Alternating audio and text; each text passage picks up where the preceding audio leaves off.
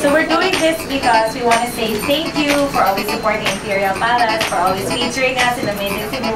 And of course, we're also hoping that this will continue, you know, that you will continually feature us. And we heard that you just featured our weddings at the palace. Yeah.